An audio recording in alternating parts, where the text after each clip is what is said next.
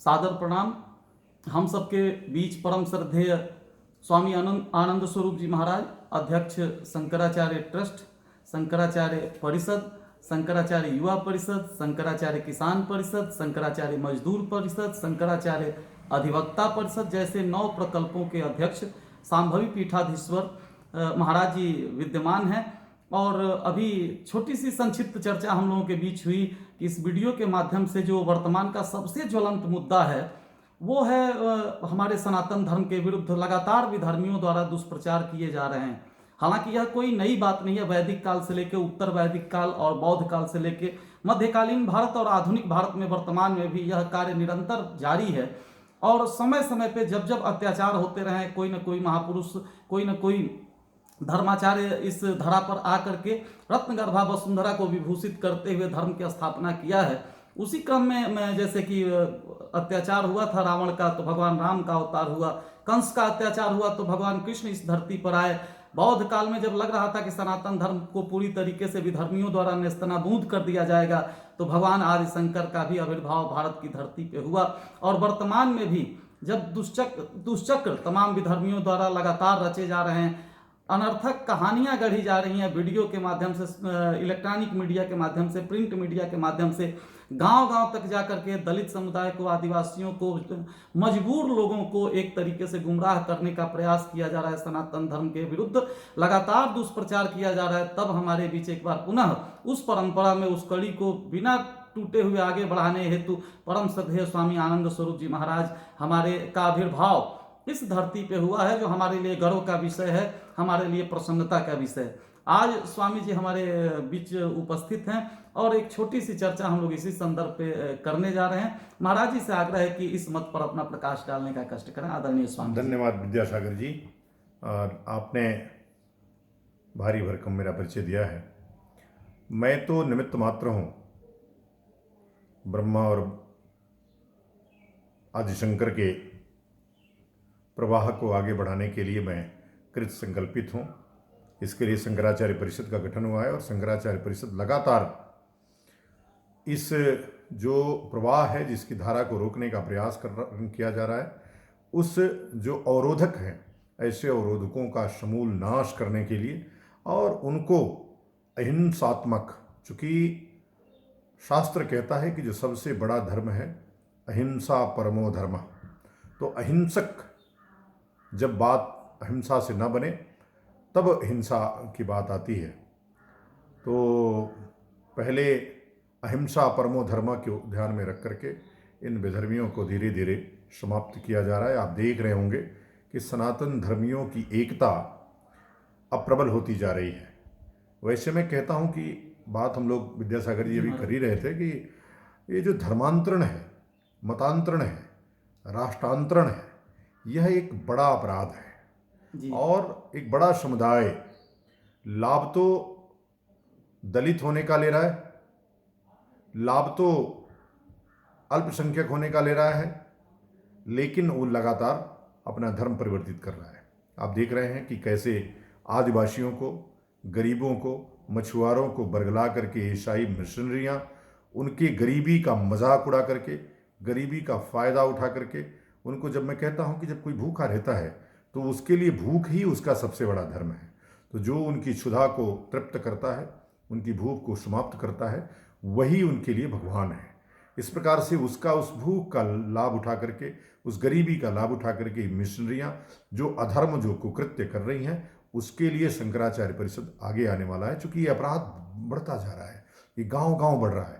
हिंदू देवताओं को, हिंदू धर्म को, हिंदू संप्रदाय को, हिंदू व्यवस्था को, देवी देवताओं को, मठ मंदिरों को, स्वामियों को, ब्राह्मणों को लगातार गालियां दी जा रही हैं। मैं इसमें अपना क्लियर करना चाहता हूं कि ब्रह्म जानाति इति ब्राह्मण, जो ब्रह्म को जानता है वही ब्राह्मण है। मैं उसी को मानता हूं। मैं जाति बंधन को मानने वाला व्यक्ति नहीं हूं।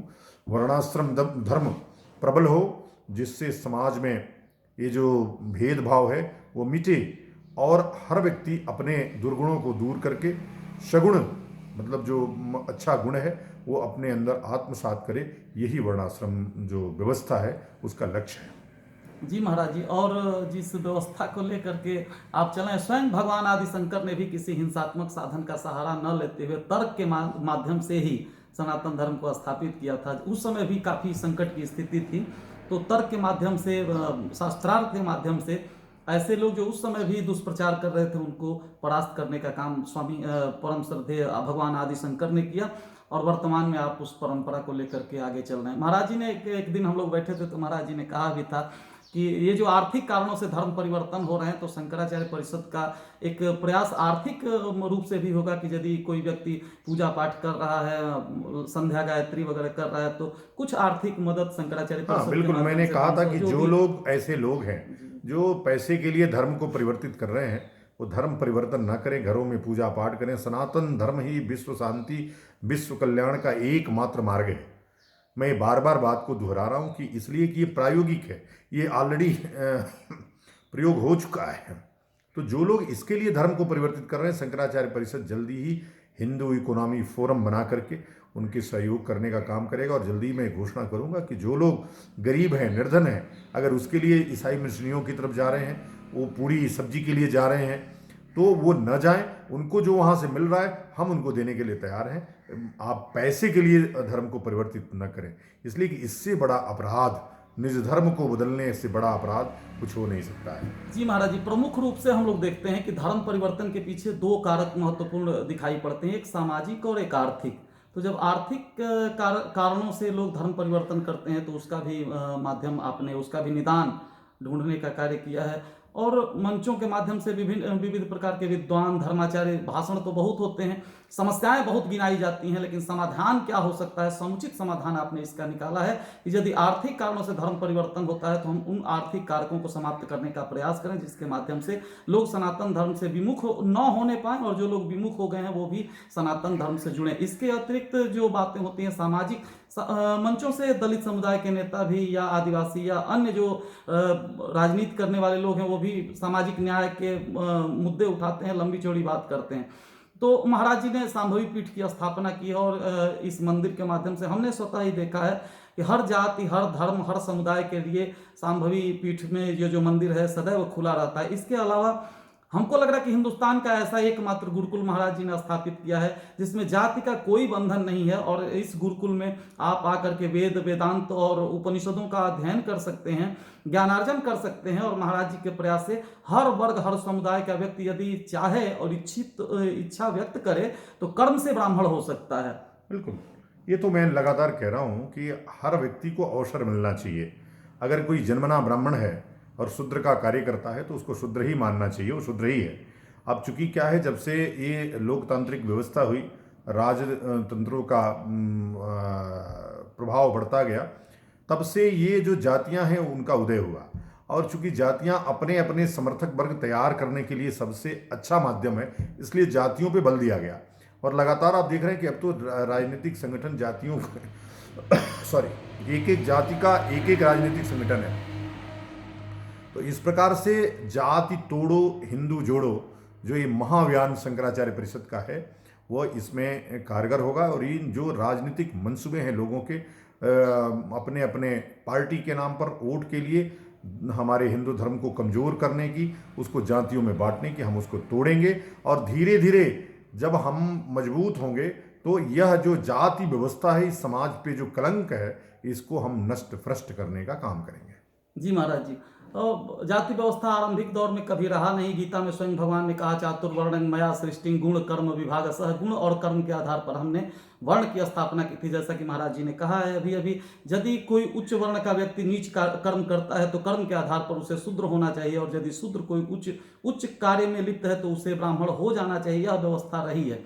और महाराज जी का यह मानना भी है कि हम नए भारत के निर्माण की बात क्यों करते हैं, निश्चित रूप से पुराने भारत की स्थापना की बात होनी चाहिए, उस पुराने भारत की बात होनी चाहिए जिसमें कर्म के आधार पर वर्ण व्यवस्था हमारी रही है। और वर्तमान में मुझे भी लगता है महाराज जी के माध्यम से हम लोग इस बात से प्रभावित भी होते रहे हैं कि वर्तमान में जो जाति व्यवस्था है वह राजनेताओं के राजनीति करने का माध्यम है। जिस दिन हिंदुस्तान से जाति समाप्त हो जाएगी, अच्छे अच्छे लोगों की राजनीति की दुकान बंद हो जाएगी। यह भी कटु सत्य है। ये भी करना भी है, हमारा प्रयास यही होना चाहिए कि देखो, राजनीति जब जाति के आधार पे होगी, धर्म के आधार पे होगी, तब राजनीति अपने लक्ष्य में बने, उसका लक्ष्य जो है प्राप्त नहीं होगा।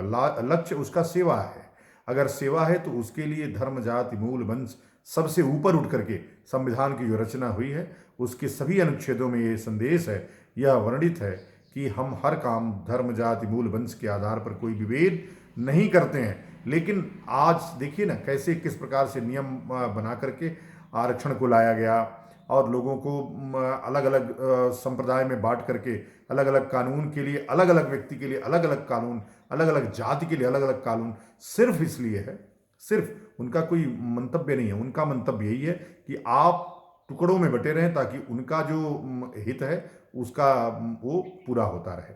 लेकिन अगर हमारे जैसा व्यक्ति, शंकराचार्य परिषद जैसा संगठन खड़ा हुआ है, उसका अंकुरण अभी स्फुटित हो रहा है, बाहर आएगा, पौधा बनेगा और फिर वृक्ष और बट वृक्ष बनेगा, तब आप विश्वास रखिए कि यह राम राज्य होगा जिसमें सभी लोग, सभी वर्गों के लोग, सभी वर्णों के लोग, सभी संप्रदाय के लोग, सब लोग मित्रवत भ्रातृत्व प्रेम से ओतप्रोत होकर के जीवन यापन करेंगे। यह सच है महाराज जी की वैदिक काल में वास्तव में इस ढंग की व्यवस्था नहीं थी, कर्म के आधार पर व्यवस्था थी और बाद में आकर के तमाम कुरीतियां किसी न किसी दुष्प्रभाव के कारण जुड़ी हैं। और जाति व्यवस्था जो वर्तमान में वास्तव में हम लोग काफ़ी जकड़े हुए हैं, इसमें कोई शक शुबा नहीं है। मुझे लगता है कि जातिवाद से इतना भयंकर नुकसान अपने देश का हुआ है जितना शायद आतंकवाद से भी न हुआ हो।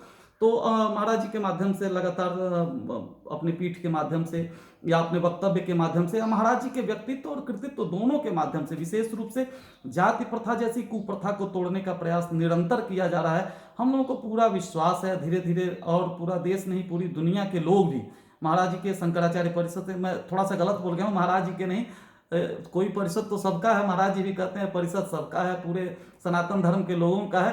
तो यह शंकराचार्य परिषद के माध्यम से बड़े तेजी से पूरब और पश्चिम दोनों ओर के देश जुड़ रहे हैं। कहा गया था पूरब, लगता है कि पूरब और पश्चिम कभी एक नहीं हो सकते, लेकिन जिस तरीके से रामकृष्ण परमहंस और स्वामी विवेकानंद जी का मिलन हुआ था, पाश्चात्य और पूर्व की विचारधाराएं एक हुई थी। एक बार पुनः महाराज जी के शिष्य जो सुदूर पश्चिम में रहते हैं, दुनिया के विकसित देशों में रहते हैं, वो लोग भी तेजी से महाराज जी के विचारधारा के साथ जुड़ रहे हैं। और भगवान आदि शंकर द्वारा स्थापित अद्वैत मत, जब हम बात करते हैं अद्वैत का, तो ऐसे ही अद्वैत यानी कोई डुअल कैरेक्टर नहीं रह जाता, कोई भेद नहीं रह जाता, न जाति का, न धर्म का, न क्षेत्र का, न भाषा का, न संप्रदाय का।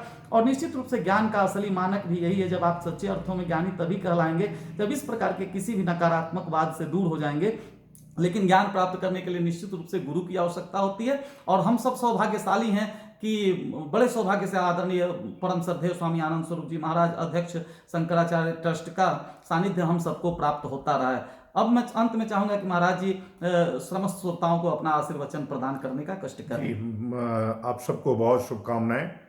मैं ये चाहता हूं कि जो जाति तोड़ो हिंदू जोड़ो का महाअभियान शुरू किया गया है, और आप आसपास अगर कोई व्यक्ति पैसे के लिए अपना धर्म परिवर्तित कर रहा है, तो पास के शंकराचार्य परिषद के किसी कार्यकर्ता को, किसी पदाधिकारी को आप सूचना दीजिए। आप मुझे डायरेक्ट सूचना दे सकते हैं, फेसबुक पे नंबर मेरा है, आप ले सकते हैं।